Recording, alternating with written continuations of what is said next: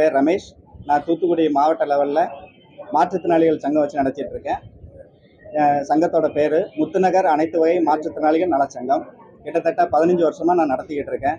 கடந்த ஒரு 9 வருஷமா 7 வருஷமா எனக்கு வந்து ஸ்டெர்லைட் ஆலையிலேருந்து நிறைய உதவிகள் எனக்கு கிடைத்து வந்தது. அடைப்பட்ட காலத்திலும் கூட நான் உதவி கேட்டு சென்றிருக்கிறேன். பல உதவிகள் வந்து எதிர்பாராமல் எங்களுக்கு வந்து இதெல்லாம் கிடைச்சிது. இந்த வெள்ளத்துல எல்லாம் பாதிக்கப்பட்டோம். அப்பெல்லாம் எங்களுக்கு நிறைய கொண்டு வந்து கொடுத்துருந்தாங்க. கொரோனா காலகட்டத்திலையும் எங்களுக்கு நிறைய உதவிகள் பண்ணியிருந்தாங்க. எங்களோட குழந்தைகள் படிக்கிறதுக்கும் பல நலத்திட்ட உதவிகள் எங்களுக்கு வந்து கொடுத்துருந்தாங்க. ஸ்காலர்ஷிப்லாம் கொடுத்துருந்தாங்க.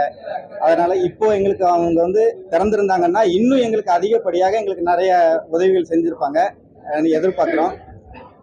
இது போக மாற்றுத்திறனாளிகளோட குழந்தைகள் வாலிப பிள்ளைகளாக இருக்கிறவங்களுக்கு வேலை வாய்ப்புகள்லாம் நிறைய தரேன்னு சொல்லியிருந்தாங்க. இப்போ அந்த குழந்தைங்கள்லாம் ரொம்ப கஷ்டப்பட்டுட்டு இருக்கிறாங்க. கொத்த வேலைக்கு போகிறது, ரொம்ப வெயிலில் கிடந்து கஷ்டப்படுறது, படிச்சுட்டு டிகிரிலாம் படிச்சிருக்கிறாங்க எங்களோட பசங்க. வேலை வாய்ப்பு இல்லாமல் ரொம்ப கஷ்டப்பட்டுட்டு இருக்கோம். மீண்டும் எங்களுக்கு வந்து ஸ்டெர்லைட் ஆலை திறந்தாங்க அப்படின்னா எங்களுக்கு அங்கே ஒரு லேபர் வேலை கிடைச்சா கூட எங்கள் குழந்தைங்க சந்தோஷப்படுவாங்க. அது மட்டும் இல்லை, படித்த இளைஞர்கள் மற்ற இளைஞர்களுக்காகவும் எங்கள் சார்பாக நாங்கள் வந்து கோரிக்கை வச்சுட்டு இருக்கோம். கலெக்டர் ஆஃபீஸில் கொடுத்துட்ருக்குறோம். இது போக ஸ்டாலின் ஐயாவுக்கும் நாங்கள் வந்து ஆன்லைன் மனுவில் அனுப்பிக்கிட்டு இருக்கோம். எந்த இதுக்குமே இந்த தமிழ்நாடு அரசு வந்து எங்களுக்கு வந்து செவிசாய்ச்சி எதுவுமே கேட்கவே இல்லை. முக்கிய புள்ளியாக நாங்கள் வந்து மனு கொடுக்க போனோம்னா அந்த ஆலையினால கேன்சர் வருது அப்படின்னு சொல்லியிருந்தாங்க.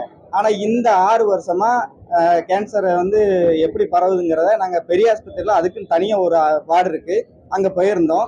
என் வீட்டு பக்கத்து வீட்டில் உள்ள ஒரு அண்ணனுக்கு வந்து இப்போ ஒரு 3 வருஷமா கேன்சர். அப்போ இந்த ஸ்டெர்லைட் ஆலை வந்து பூட்டி தான் இருக்குது. அப்போ எப்படி இந்த கேன்சர் வந்தது?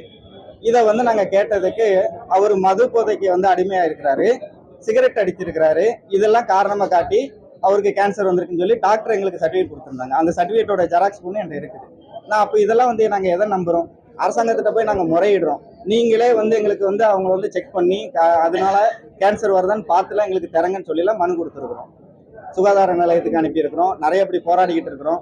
இன்னும் இவங்க வந்து செவிசாய்ச்சி எங்கள் பக்கம் வந்து நியாயத்தை வந்து எடுத்து அந்த கம்பெனி திறக்கிறதுக்கு உதவி பண்ணினாங்கன்னா நல்லா இருக்கும்னு நினைக்கிறேன். இல்லை அப்படின்னா என்னை மாதிரி பாதிக்கப்பட்ட பல குடும்பங்கள் எல்லாம் சேர்ந்து நாங்கள் வந்து போராட்டத்தில் ஈடுபடுவோம்னு நான் தெரிவித்துக் கொள்கிறேன். நன்றி, வணக்கம். 2022 உங்களோட நிலைப்பாடு என்னதான் இருக்கும்?